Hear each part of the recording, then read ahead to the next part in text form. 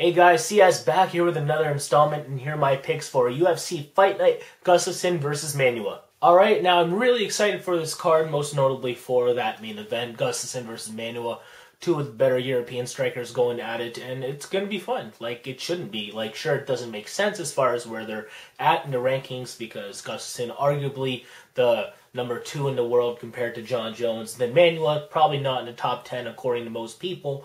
So, it doesn't make sense there, but again, it's going to be an awesome fight because it's going to be fun. Like, however long it lasts, hopefully it's not too, feeling each other outy. We'll see. Who knows? I'll get to that main event in a sec. But the rest of the card, at least the main card, looks pretty good. It's going to be free, so definitely tune into this one. Michael Johnson versus Melvin Guillard, that's going to be good. Brad Pickett in his flyweight debut, that's going to be fun. And then Gunnar Nelson and Omari Akhmedov kicking this off on the main card. That should be fun as well. If you guys want my preliminary card picks, I'll leave them in the description below. But finally, we'll get to that main event between light heavyweights Jimi Manuwa and Alexander Gustafsson. Again, guys, very compelling fight. Who do you have?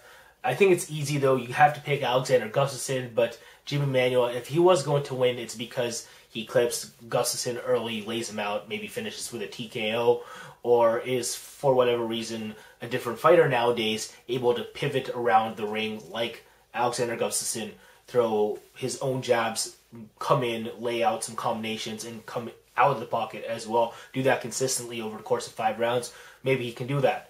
It's highly not going to happen, though. Typically, when we see Jimi Manuwa strike, it's flat-footed. He can throw combinations from where he's at, maybe fend off some takedowns, and then lay you out with some hooks, if not some straight punches. But chances are that's not going to happen against Gustafsson. Gustafsson likes to fight from afar himself. He's going to throw those long-ass jabs. He's going to throw leg kicks from afar as well. And he's going to pivot around the octagon at the same time.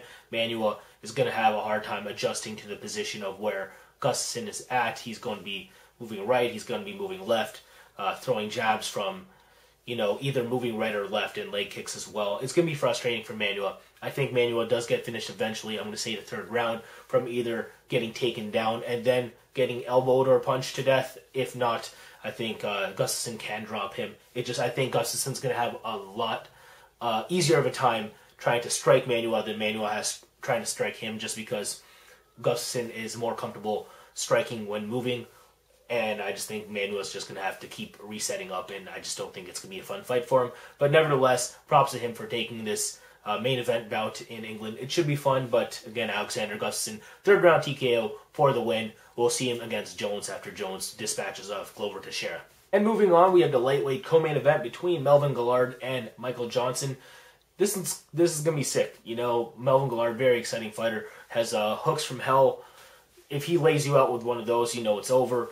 Against someone like Michael Johnson, though, who moves around a heck of a whole lot standing up, I don't think it's going to happen. Michael Johnson's going to be, throwing jabs from afar. He's going to be pivoting, like I said Gustafsson would do against Manuwa.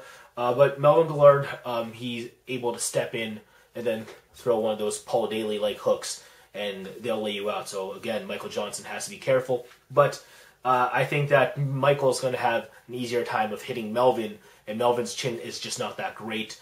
We saw that in the Joe Lozon fight, for example.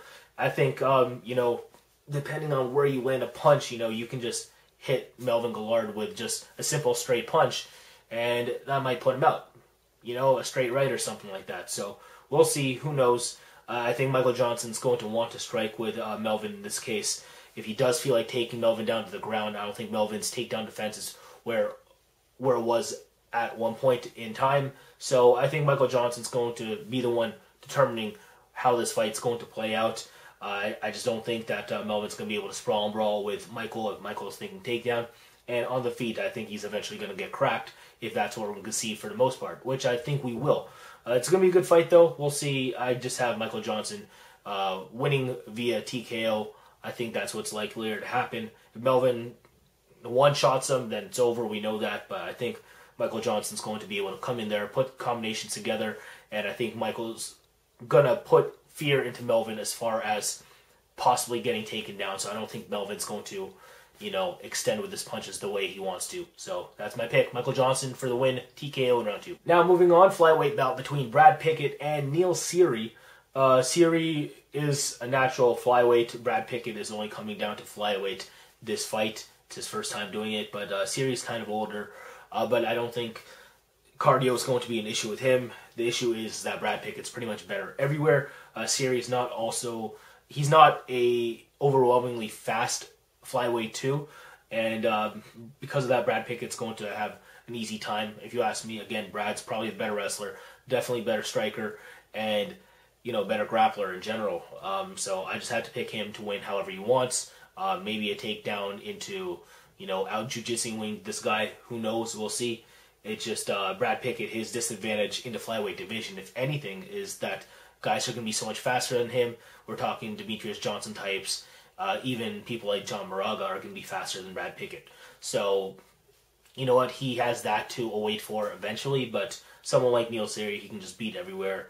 I'm going to say he wins via finish. I'm going to say a TKO in the second round. Brad Pickett, if not submission. And last but not least, fight that is kicking us off on the main card, Omari Akhmedov versus Gunnar Nelson in welterweight. It's going to be a fun fight. Nelson I've been a fan of for a few years now.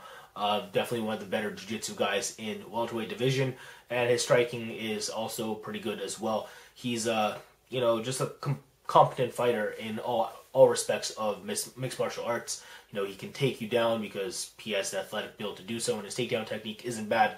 And once he has you on the ground, it's pretty much all she wrote as far as, you know, eventually he's just going to pass your guard and then submit you, if not TKO you. So I think Gunnar Nelson could do that to Omari Akhmedov, but Akhmedov, the issue with him is getting him down to the ground. Akhmedov is one of those some sambo practitioners out of Dagestan, so he knows what he's doing as far as trying to stay up on his 2 feet. If this winds up being a kickboxing match, I think Akhmedov might be the more aggressive puncher, but Gunnar Nelson, I think, has better kickboxing technique. I don't know who wins that bout as far as if it's just standing, but I think Gunnar Nelson's going to be the more aggressive grappler here, and he's going to be after it with the takedowns.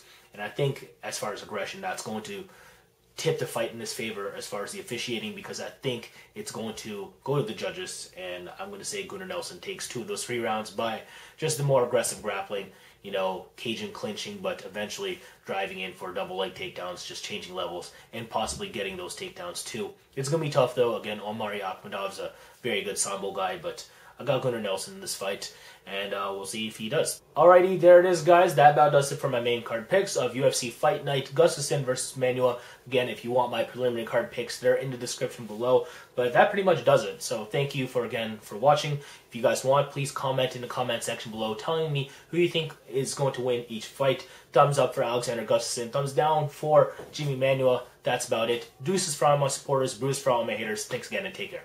Peace.